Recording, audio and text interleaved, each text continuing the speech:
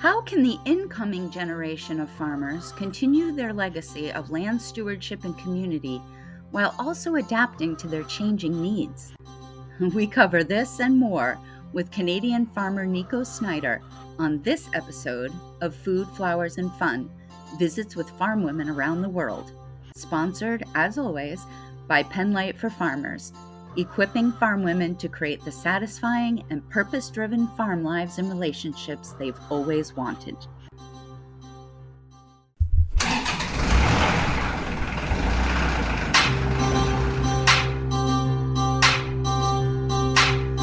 If you're the woman who does it all, farm work, housework, bookwork, homework, getting up at the break of dawn, this is the podcast for you. How do you multiply by fractions, Mom? Get away from the cares of the day. Restock, rootstock, feedstock, seedstock. Chat with women around the world who raise food, flowers, and fun. With your host, Kay Castrataro. That's me. Welcome back to our second episode of Food, Flowers, and Fun. And today's guest is Nikko Snyder. She is one of our up north neighbors in Canada, and she has a farm called Against the Wind Farm. And I'm so excited to have her here. Nikko, why don't you tell us how you got into farming? Ooh, okay. Well, how did I get into farming? So I really just fell in love with growing food. That's where it really started. I'm actually a city kid. I grew up in the city and really did not ever enter a garden or know anything about growing food at all until I was an adult. And when I ended up having my first house, living in a house, and it had a yard. And that was the first time I'd ever not lived in an apartment or basically had access to like any sort of amount of green space. And I just, at that time, decided to plant a garden, and I planted a garden, and basically it was totally transformative to me at that time. Just it was so therapeutic and so productive. Like growing food for me was actually just really a creative process. It was a creative outlet. Growing food felt so empowering. I felt really empowered, and I felt also like I was just connecting to the earth and to my community in a different way. Anyways, it just completely kind of blew my mind, and I loved it so much, and I couldn't stop growing. And I just wanted to grow more and more food, and yeah. So It's an addiction.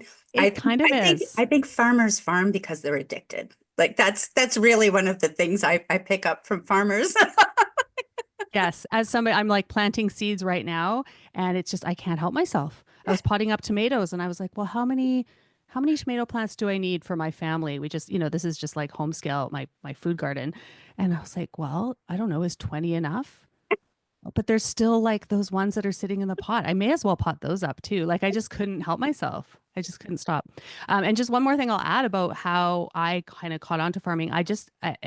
It as an antidote to kind of our consumerist culture. Like to me, that was really like a way that I could kind of push back on that. Like just being this sort of passive consumer, especially of food, not understanding where my food came from, and just sort of like passively buying and consuming, and just how central that was to kind of how I identified. And as soon as I kind of turned that around and started growing my own food, I was really able to kind of embrace this identity of like being a producer. And I think that was just really, I don't know, I think because we're so kind of conditioned to be consumers, and that's sort of our role in the world, I think any type of production, whether it's growing food or making art, or I just think it's really powerful in these times. Yeah, it's almost a way of being an activist. Yes. To step back and say, no, I'm not just here to take from the world. I am here to bring something to it. Like that is actually a part of our humanity. And you were talking earlier about creativity, and I know how important that is to your whole sense of who you are and who you want to be in the world. And I find that to be very true in agriculture as well, that there is a whole lot of creativity that has to be incorporated into farming that sometimes we don't think about. We think about it as more utilitarian, I believe. Mm, Like, mm, we've got to have the right spacing to accomplish the right goals. We have to, do all these other things. But really, it is a creative process in the fact of, as you say, a producer, we are making things, we are mm. creating something that wasn't there in the same way beforehand. Totally. And we're also being we have to be responsive, right? Like always responding to the weather, to the conditions around us, to pests. I mean, it's kind of just this dance and this collaboration with the earth Yeah. and yeah, just this kind of responsiveness and this collaboration. I think that really it's how I think about my relationship to growing food. And yeah, I Yeah, know we're there going to you get go. into yeah, sorry. Go No, ahead. no, no. I was just going to say, I really love that whole relational aspect of it. I was reading some research that was looking at farming from a more like feminist relational sort of perspective and how Mm, the women that they were working with definitely had that sense of dialoguing with the land, dialoguing with their plants, dialoguing with, even their customers and all of that, that there is this very communal nature about mm, farming, mm. even though we sometimes think of it as being an isolating profession because you can spend an awful lot of time by yourself weeding or pruning or riding around checking on your cattle or exercising your horses. It's just you and the horse, but it's still this whole dialogue that you really are having with the world. It's very Yeah. powerful. It is powerful. Yeah. Yeah. And I think that was like and I know I think we'll get into sort of how like what I'm doing now, which is more farming. Like I started out really as a gardener. But one thing I've noticed as I become more like part of what we do now is grow food for people, right? Like we're growing food for our community. And part of that involves having people come to our farm because we have a U pick. So that also is really powerful. Like what you said, like we're in this dialogue on so many different levels, but yeah, that providing food and community for my neighbors, for my little town, like that's really means a lot to me. It's It's a very very special role to play, yeah, yeah. especially in these times, I think, when there's so much hatred and Mm, disagreement and just so little humanity in the way that we treat one another, to really be able to look at farming as an opportunity to bring that humanity back in a little bit, mhm, to actually treat people the way that we want to be treated, to provide for their needs, and to do yeah. it and get joy ourselves, that farming shouldn't be something where we're just sacrificing for everybody else's good, but that there should be this reciprocal nurturing that happens to us as well. So, Yeah. so do tell me, you're going to say something. Go right ahead. I just wanted to say on that, yeah, that this is sort of reciprocity and also connection. One of the things, and I wish I could remember the name of the person that said this, and I could find it if you wanted, but um, a philosophy that really struck a chord with me a number of years ago when I was first getting involved with growing food and also like food security and sort of community development and that sort of stuff is part of my background and professionally. But was so this idea of food as a point of a million connections. And so just that, when there's so much division and so there's so much that is dividing us and separating us. And so finding those places where we can connect and that food is one of those places we can connect across our differences and find those points of connection. So to me that in terms of food and food growing and food security, food sovereignty, um, that as a form of activism, that's why, because it's a point of connection. Yeah, and I think, of course, with me being the American and you being the Canadian, and all of the political rigmarole that's going on right now, and the fact that we've, for so much of the last couple of decades, have had such free trade, Mm, especially agricultural free trade between our countries. And now seeing how those limits on a global scale or a national scale that we as individuals have no control over can really create a lot of division, even between the grassroots people. And how Mm. can we, like this, and this is way more than we could possibly cover in this one talk. And of course, I did not prep you for this at all. I just came into my head and it's coming out my mouth. But how can we as farmers, as individuals, really work to build back some of those bridges that maybe our leaders aren't able to build, but that I Hmm. don't think we want to lose. Like, I don't want to lose the feeling that Canada is our closest, dearest neighbor.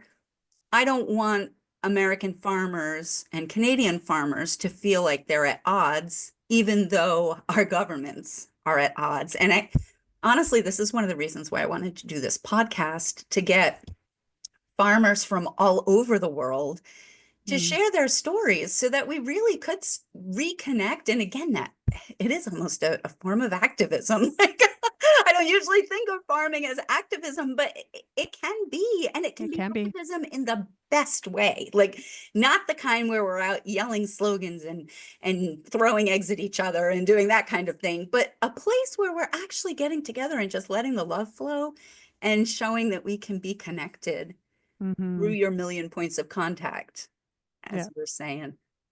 Yeah. Yeah. Yeah. And from coming from a, yeah, more generative, the nature of it is it's generative, it's productive, it's like it's creative, it's connective. Yeah, we want to solve problems and create bridges Yeah, instead of create problems and tear down bridges. totally. Totally. So you've been kind of dancing around the transition from home gardener to farmer, Hmm. and what that even means. I mean, in the United States, if you produce $1,000 worth of product, doesn't Hmm. matter if you sell it, doesn't matter if you consume it for your home, but if you produce that much, you are considered a farmer. So that's kind of a Hmm. low bar for some of Yep. us. And yet we do have these interesting concepts of what real farming is. Yep. So how did you go from considering yourself a home gardener to a real farmer? Do you feel a real Well, farmer?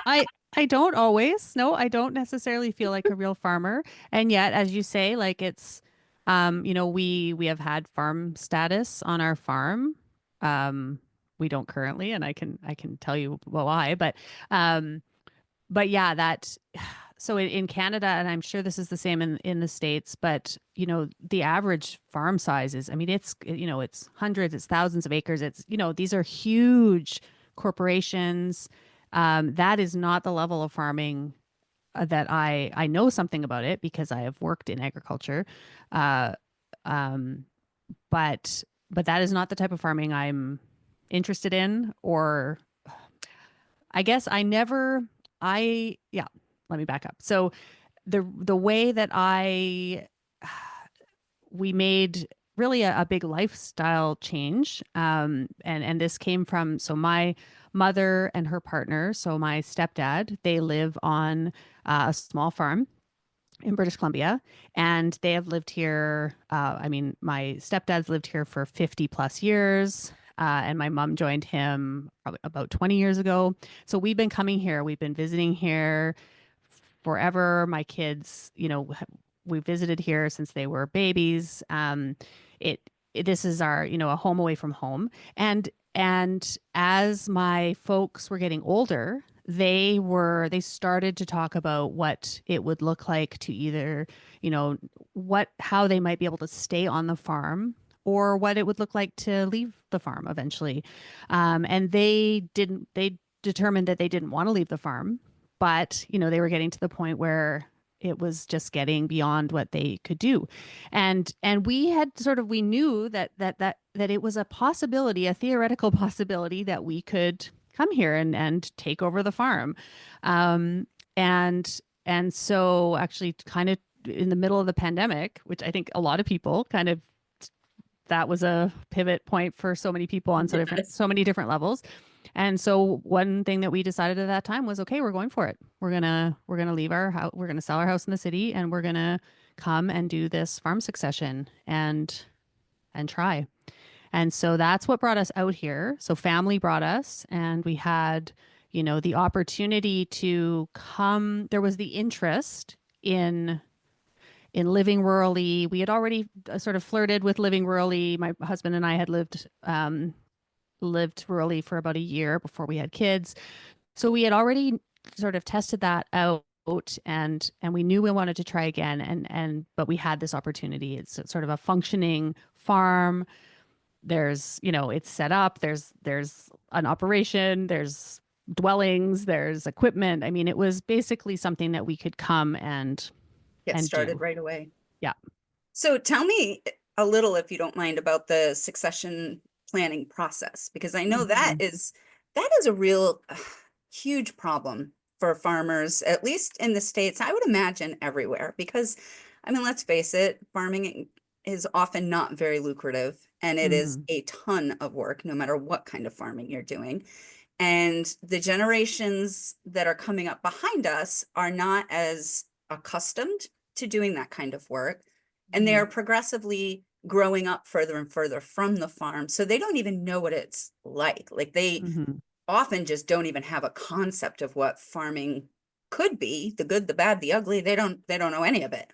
Yeah. And so it's challenging for farmers to pass on their farms, especially if they don't have, I mean, in this case, they had family, but even when there is family, sometimes that's not happening. And I know that that can be a process that, I mean, some people have been succession planning for 20 years and Mhm. still aren't successful because they can't all agree on how to make that work for everybody. So can you give us just a little thumbnail about some of the challenges and how you overcame that?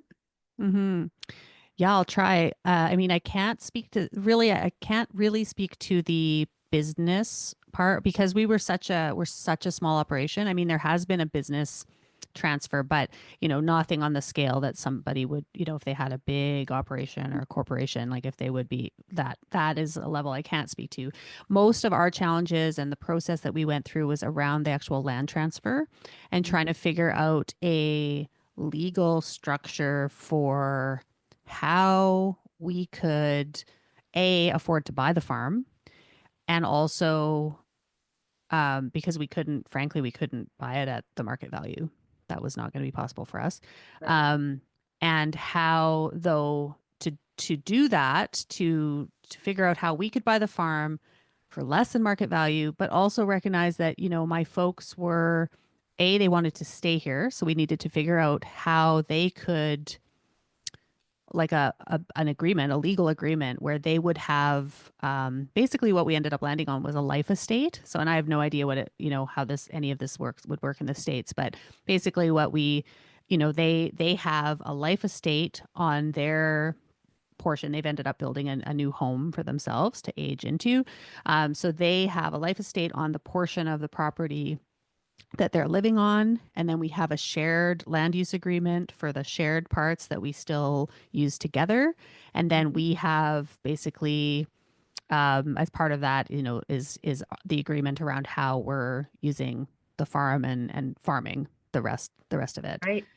So that's what we landed on, was this life estate. It took years.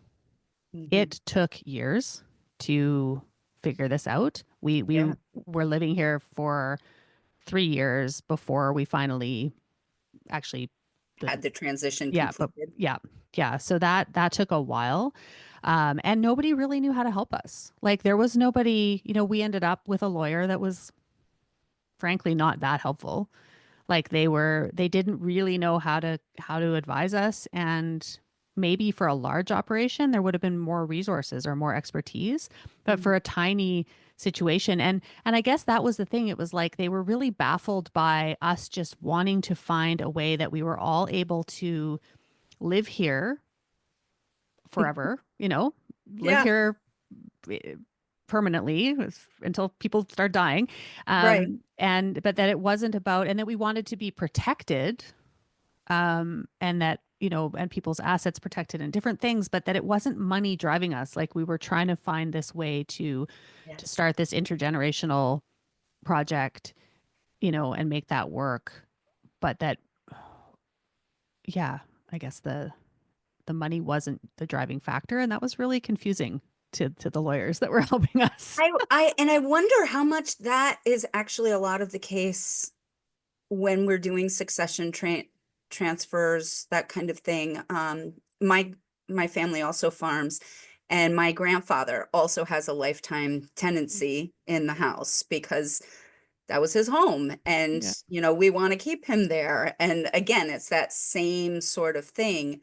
And so you have even a more sophisticated arrangement, I think, because in our family, it ended up being like a complete transfer, one generation to the next. But you're actually doing some shared land management at the same time, which I can imagine legally would be very tricky, especially if the lawyers aren't familiar with farming.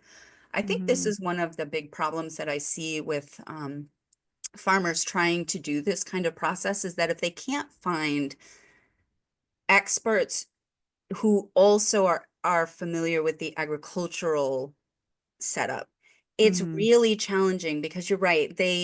Especially lawyers, because lawyers are not really trained to help you decision make. They are trained to help you implement the decision you've already made. So, like, if you were to come to them and say, "Oh, we want a lifetime tenancy, we want this, we want that," they can say, "Oh, I know how to get you that, no problem." But when you come in and say, "So we need to transfer this farm and we're not sure how to do it. What can I do to help? Yeah. How do you help us?"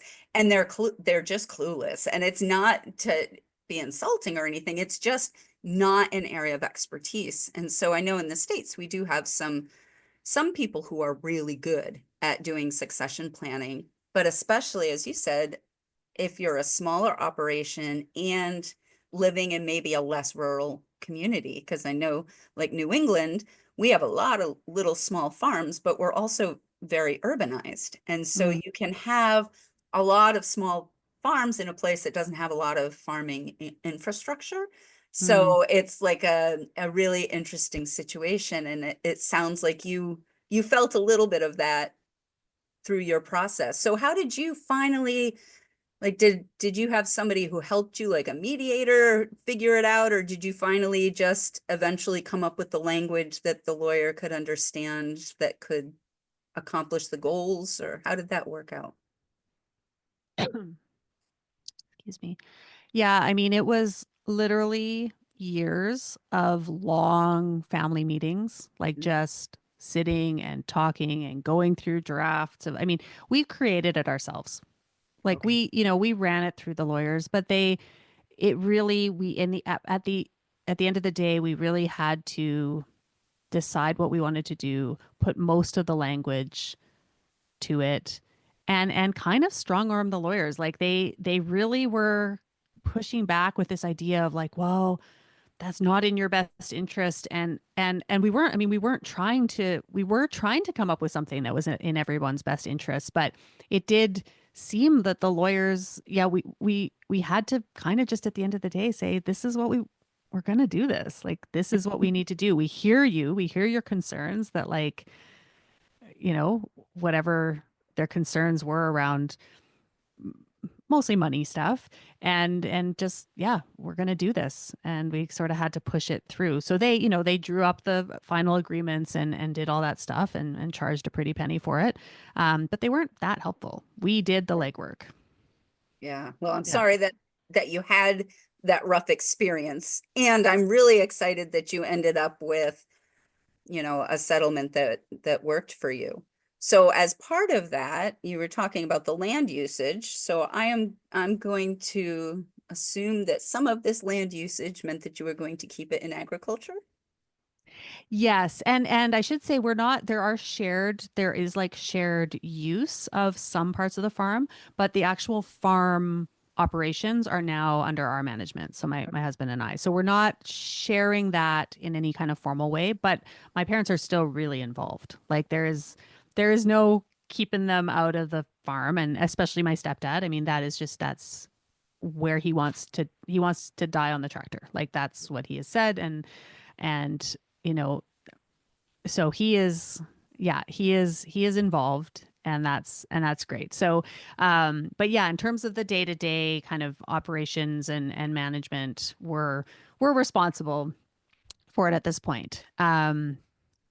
But what was your question? Sort of how we're sharing, or Well, I'm basically trying to tease out how you ended up farming the way that you're farming and what your operation looks like right now. I was trying to be very subtle about it, but okay, well, basically because we're still so new. So like we're about to celebrate our fourth anniversary of moving out here. And but when we moved, like my kids were 3 and 7, so now they're 7 and 11, and it's a whirlwind time, right? Like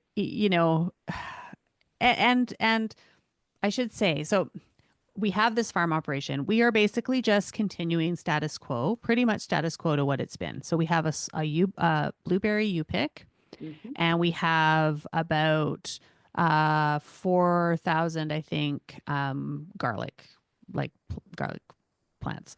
mhm, So it's very small. It's very small operation, and those are our two commercial crops. And that's what it's been on the farm for the most part for 15 years or something. So we're just continuing that for now, and it's kind of just out of necessity. Like we're just a little bit, it's a time of life thing. We are frazzled all the time. We're running around like chickens with our heads cut off. Um and also this is not our it's a business. It has a commercial element, but this is not our livelihood.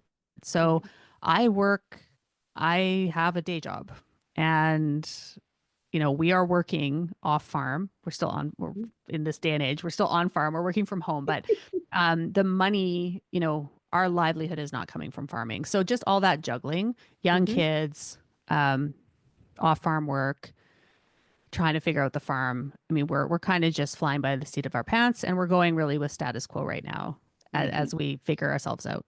Yep. Yeah, no, that makes a lot of sense.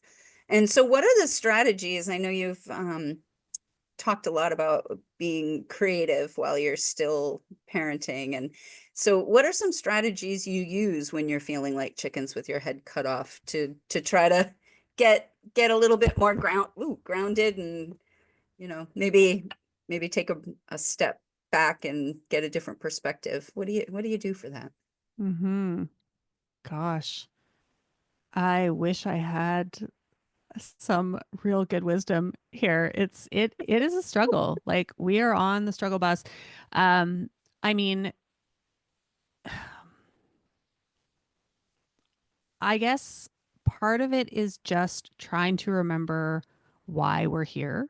Mhm, We're not here to, I did not come here, and I'm looking out my window and I wish you could see it. We are in a very extremely beautiful place in the world. Like this is a really special part of the world. We came here not so that we could break our backs working 24/7, and you know, we came here so that we could have a beautiful life, raise our children here, and enjoy what it is to be here. So I think just really trying to remember that, trying to, it's really hard in the growing season, but like getting off farm and creating space for us and our family to even just simple things like going for walks or going to the beach, or like just remembering that that's why we came here, and just trying to remember that. And yeah, and just small things like I am I feel like I am juggling 100 things at any given time, and yeah, just pausing and like, okay, my fingers are actually in the dirt right now. Like let's just take a breath and be here and try to bring some mindfulness to just basic activities. It is nonstop, um, and just finding those breaths. I don't know. It's not. It's, I wish I had more to Well, say. I think honestly, I mean, I think where you're starting with are really some key points. I mean, remembering what your core mission is and why you're there, like that really, I mean, I think that whole like figure out your why has become, it sounds very trite to us. And Mm, yet there is an awful lot of truth to it that when we know what our purpose is, when we know what we're trying to accomplish, we are more likely to be able to order our days to actually accomplish that, as mm, opposed to I think in agriculture, especially, as you were saying, there's so many things that we're not in control of. Like we're not in control of the weather. We're not in control of the tariffs. We're not in control of how many people come to our farm. Like we're not in control of any of those things. And so that can make us feel very unempowered, disempowered, which is exactly what you said was the opposite of what farming, gardening originally Mm, started to do, was to empower you. yeah. So I love that presence of mind to say, first of all, let's keep coming back to why am I here? Hmm. And what is it that this farm is really supposed to be providing to me? Because as much as, I down here we have this, no farms, no food bumper sticker that goes around. And that bumper sticker drives me crazy because I'm like, no, it's without farmers. So it's no Mm, farmers, no food, because you can have land, you can have beautiful land, but if you don't have somebody working it, it's not a farm. mm, So we need to really like keep the farmers' needs central and figure out how they can farm in whatever way that looks like. Like maybe this U pick operation is the best thing that, is going to work for your family. Maybe there's something a little different that you need to do. And honestly, like if you said it took about 3 years, I think, to get the farm succession straightened out. So in that time, I can bet that you were putting more effort into succession planning than you were trying to figure out how the farm was going to meet your needs. So, mm, so it's almost like you're kind of starting all over again in this place because, then your goal was be able to keep everybody on the farm. Well, you've accomplished that goal. Everybody's on the farm. So yeah. now it's how do we keep everybody on the farm without turning into raving lunatics? And that's a whole different goal. Yes, it is. Yes, it is. But that mindfulness is a huge aspect of it because the more that we can just take those little breaths. And like I love what you're saying about the your hands being in the dirt because I mean there's actually science now to Mm, prove that when your hands are in the dirt and your feet are in the dirt, you're actually doing really good things for your emotional health. Like you're actually literally grounding yourself. And so then when you really take a few minutes to just feel that soil and smell the air and all of that really can provide a huge respite in the middle of an otherwise really busy day and kind of help to reset your whole system and just say, hey, it's okay. And those deep breathing. Oh, I love the deep breathing. I'm on for mhm. everybody I work with. I'm like, no, you got to learn to deep breathe. I tell people all the time, the reason I still have two live children and a live mom is because I do a lot of deep breathing. So, so it sounds like you are using some of those strategies and remembering that there is a life outside of the farm as well. So Mhm. what kind of like long-term goals, I'm asking you this, as I just said, that you have absolutely no idea yet because it's too early in the process, but what are some of the like, if I could, if I would, dreamy type things you've got for the farm in the future? Do you have any yet? Mhm. I mean, there's so many dreams. I mean, most of my dreams have to do with livestock, frankly. I mean, that's part of as a city person, I could always garden, but I could never have animals in the city. And so that I think is part of my farm fantasy. Now that comes up like real hard against reality because that's what keeps you stuck to the farm, right?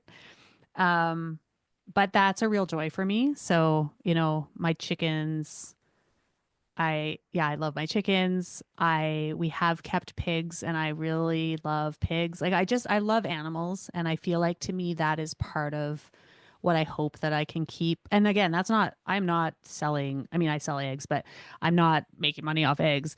Um it's more of that yeah, there's just something really really meaningful to me about producing my own meat. I am an omnivore and I do eat meat and being able to raise my own animals and raise them in the best way that I can is actually I think the most meaningful part of being able to produce my own food and also produce food for my children and have them understand. how important that is. Anyways, so yeah, I'm a big animal person, I guess. And I have no idea how that will or won't play into my future farm fantasy, but that is, I would say that's kind of that's part of it.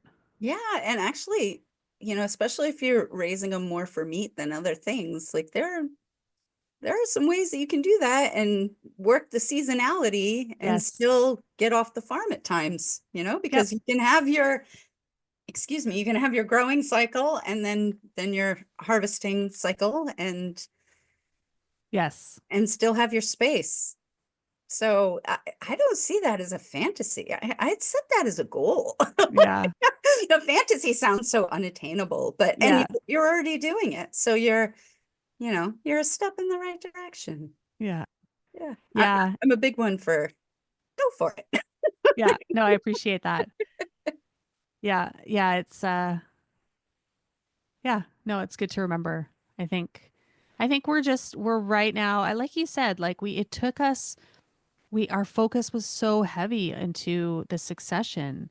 And then when we got through that, I just feel like we're still, I don't know, like it was a lot. And I think we're still recovering from that. Or I don't even Mhm. think we're in recovery mode. I think we're just still kind of reeling from what it meant to move here and go through that process. So I think, yeah, I think my goals, setting goals and dreaming about what's possible here, I would like to get back to that because it feels very, right now, it feels very burdensome and just like heavy, sort of like, okay, this is a responsibility we have. And how do we balance it, and yeah, I'd really like to get back to just that, those dreams and those, hopes and dreams for what we could Right. do here.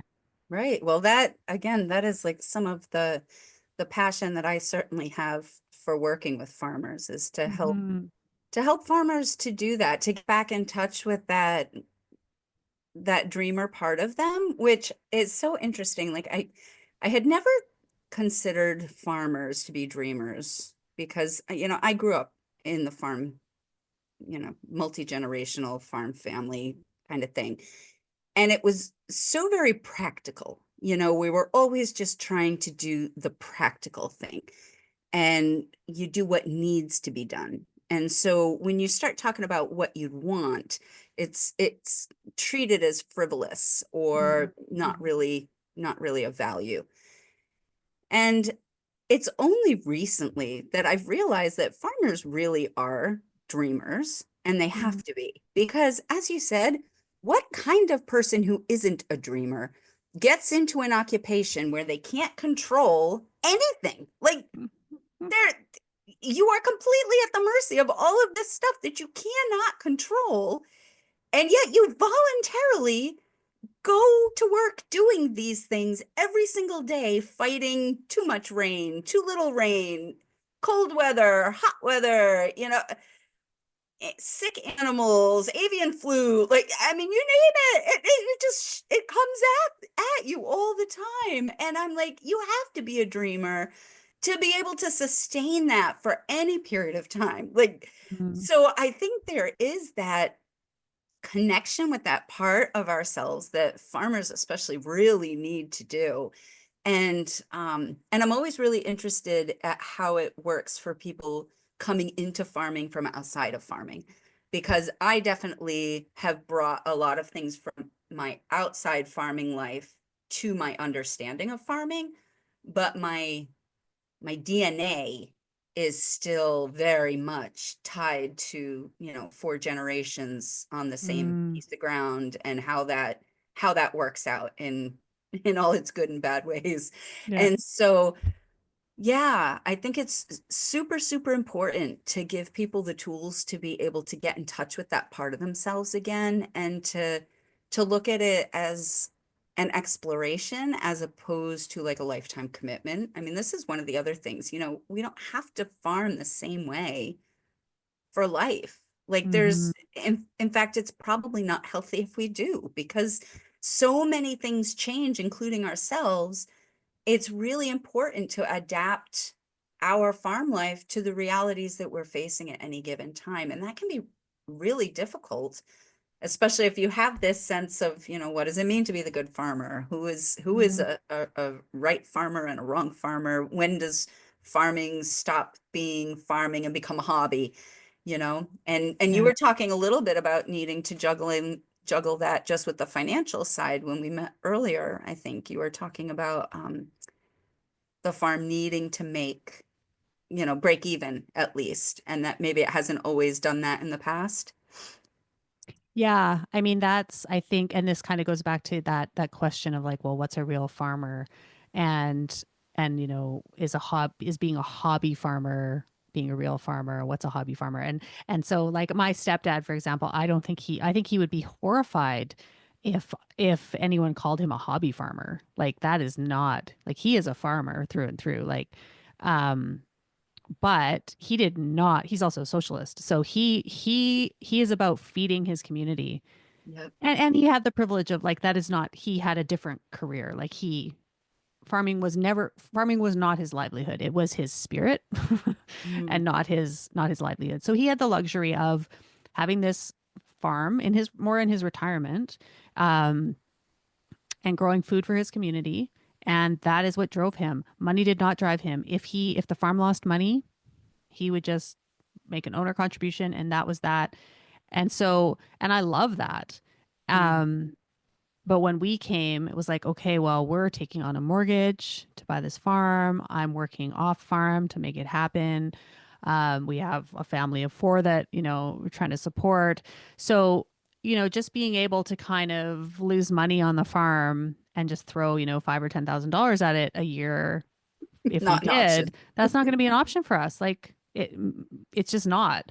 So yeah, just almost philosophically, like that's been a little bit, not that not that he's judging us for needing to do it differently. Like I think he understands that the way he did it was a luxury of being able to, do it that way.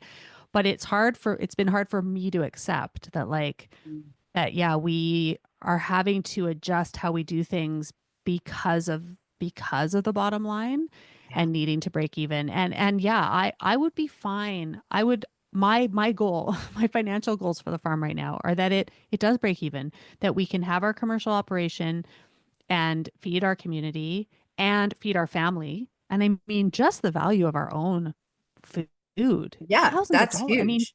like you go to the grocery store, like this is no joke. Like Yeah, no, it doesn't take long to rack up $1,000 in like 2 weeks. 2 weeks and yeah, you've spent $1,000 in food. totally, totally. I have a couple of 100 pounds of organic berries, raspberries and blueberries in my freezer for my family. Like that is not something I would be in a position to buy otherwise, right? Right? So this is like, and so that's like a big part of my goal is like, yeah, if I'm feeding my family and literally contributing hundreds or thousands of dollars to my family's ability to eat well, Mm, and I'm feeding my community, if we break even, that's fine. Like this does not have to be. And if we make a couple $1,000 and squirrel that away for a that'd be tough great. year, also good, right? So yeah, that's been the sort of how my thinking has evolved around just like, okay, what are we trying to get out of this? And that may change. Like you say, I mean, things change and that could evolve. But right now that's kind of my humble goal. Right. Well, and there's always, I think there are always opportunities to, as I say, adjust where you're going and breaking even is not a bad thing in agriculture. My grandfather and I were talking, and my great uncle was a dairy farmer in Vermont, and he was in debt the entire time that he was farming. He was a really good farmer, but Mm. dairy farming is hard, hard, hard to make a living in. And he was always in debt until he sold the farm. And then he was rich because he sold the farm. And so if you're looking at that whole financial side of it, well, okay, so financially, you might have considered him a failure the whole time he was farming. And maybe now you consider him not a failure because he's got a lot of money. But then he was a farmer and now he's a retired farmer. So there's an identity thing there. And where would we rather have him being? Like, wouldn't it be great if we could have our farmers actually farming and not in debt? I don't, novel idea. Mhm. I'm big on throwing very strange ideas out there. So so that's what I'm throwing out there. Maybe we can adjust things so that farmers can actually make more than even their expenses and be able to put some aside for retirement or for a Mhm. vacation or for a bad year, instead of having to scramble around and hope they can get credit because the creditors know that if they have to, they can sell the farm and pay off their debt. Like, Mhm. awful, Yeah. absolutely awful. So, Yeah, it's a really tough, and I mean, going back to just this whole succession thing. I mean, young farmers, frankly, like who can afford to buy a farm? Like who, like the price of land, and I just, I mean, it's so, yeah. How many people can afford to buy into a profession where you're going to spend your life in debt?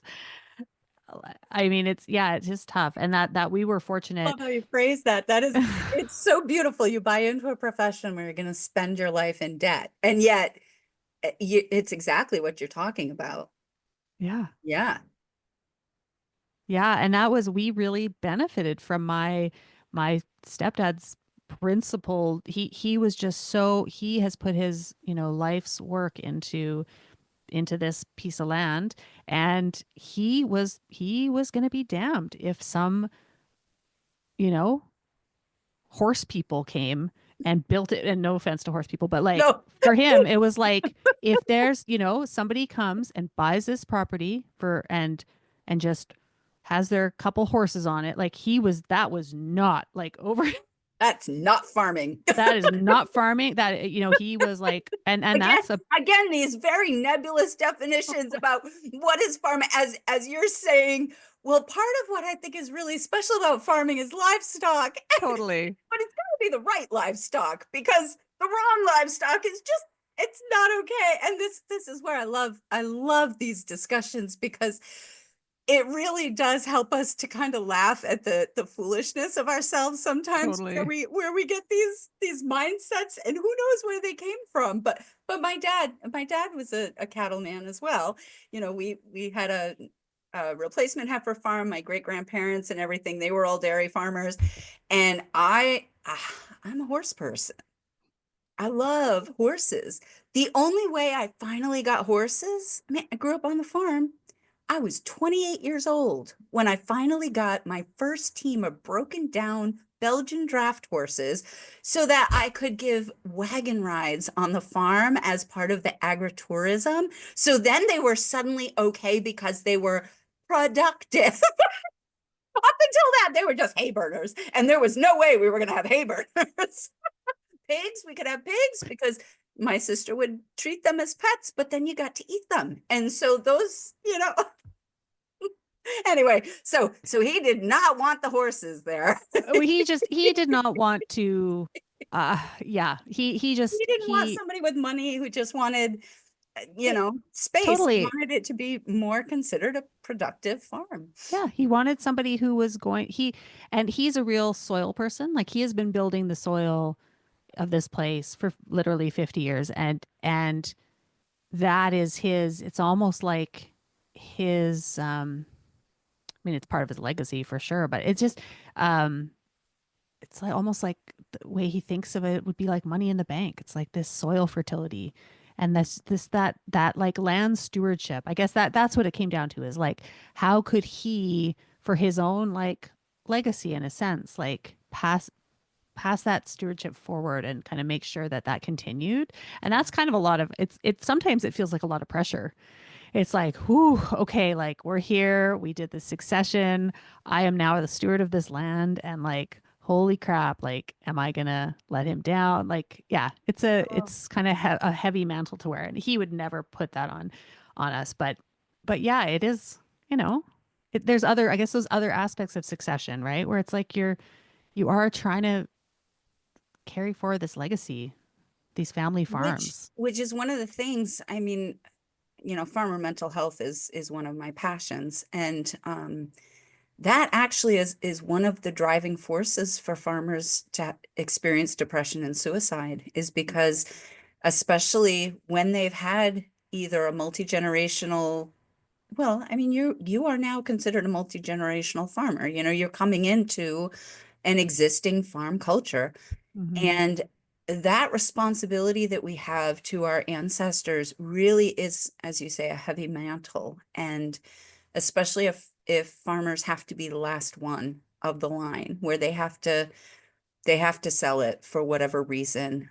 There is an incredible sense of guilt, I think, that goes along with that. And I would say that it should not be deserved guilt. But I mean, let's face it, guilt isn't about whether we're supposed to be guilty or not. I mean, Totally. that's the whole nature of guilt. It's just a feeling. And so then how we deal with that feeling and how we realign our thinking to realize that sometimes life just changes, and we have to be able to change with that.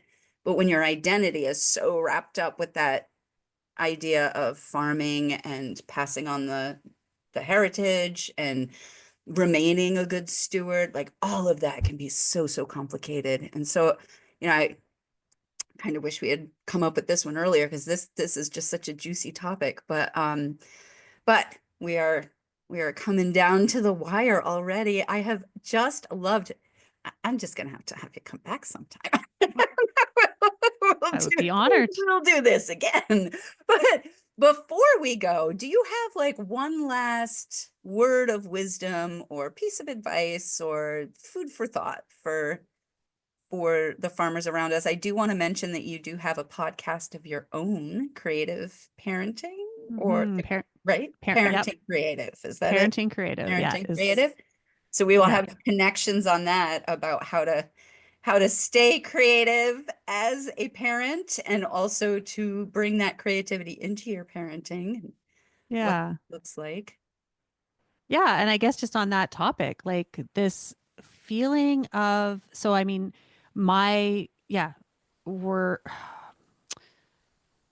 I'm in this, living on this farm, raising these kids, you know, working to make a living, like all this stuff. And I think like what I'm really have struggled with, and what I'm really exploring, kind of healing, I guess, from is this feeling of like um kind of fragmentation or compartmentalization. Just like all Mhm. these pieces of my they're competing, they're pulling me, it feels like they're kind of breaking me apart. And parenting is really kind of, that's another, just kind of, it's like such a big job, and it feels so it can feel so heavy, and also so kind of just like that it Responsible. compromises. So Yes, much responsibility. so much responsibility. And yeah, so I'm just really on this theme of like integration. Like how can I kind of really take care of myself as like my whole self, like who I am as a whole person, and really make sure that I'm trying to like nourish that, because especially in this role of having children. And I mean, maybe you could use the farm in a similar way. It's like we're nourishing other people, or we're like doing this work where we're trying to take care of other people, and just realizing like, no, like I need to stay whole. I need to be whole and well and integrate. Like these parts of my life need to integrate in a really healthy, nourishing way. And anyways, so that I guess is just maybe my call to people is that really we need to be caring for ourselves, whatever that looks like, you know? Oh, I'm going to leave us with that, because that's beautiful. And I just want to thank you so much for being here on Food, Flowers, and Fun. Thanks, Kay. It was my pleasure. How do you multiply by fractions, Mom? Farmers calling, our show is all done.